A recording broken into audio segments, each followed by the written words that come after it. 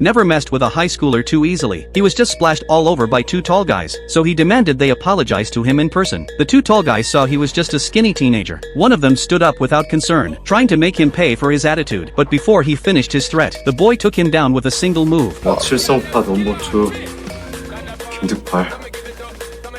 Not long ago, Tom had always been picked on at school. He was often used as a punching bag. He had a breakdown and went alone to the city overpass. Just when he gave up, a gang leader happened to pass under the bridge and saved his life just in time. But right after he sat up, a huge truck suddenly came rushing toward him.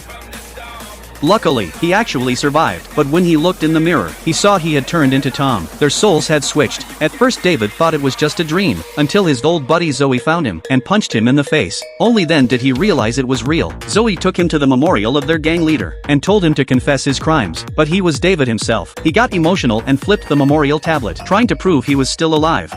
나 안 죽었어.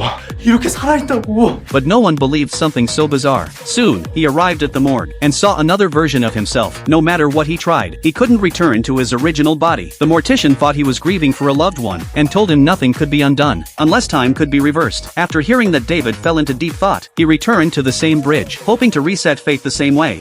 But when he woke up, the world was exactly the same, except now his leg was broken. He had no choice but to accept reality and adapt to this unfamiliar body. That night, he opened Tom's tablet and accidentally read his diary. That was when he learned Tom had always been bullied. He was even forced to do things against his will. When he refused, he was targeted by the group. Those classmates treated the bullying like a game and completely destroyed his dignity. That night on the bridge felt even more heartbreaking. As a former gang leader, David finally understood. Maybe this was fate's arrangement for him. He made up his mind to get justice for Tom. After being discharged from the hospital, David returned to Tom's home and realized Tom was the son of a wealthy family. He decided to completely change his image. At first he planned to shave his head, but the barber suggested a clean cut instead, so he wouldn't be judged by teachers and classmates. Then he went to the library and bought books to readjust to school life. He also kept up with his workouts. David's leg had fully healed. He created his own fitness routine. If he wanted to face the school bullies, words alone wouldn't be enough. He also needed a strong body. Finally, the first day of school arrived. A brand new Tom walked into the classroom. The students found him familiar, but couldn't quite remember who he was, until the teacher called his name.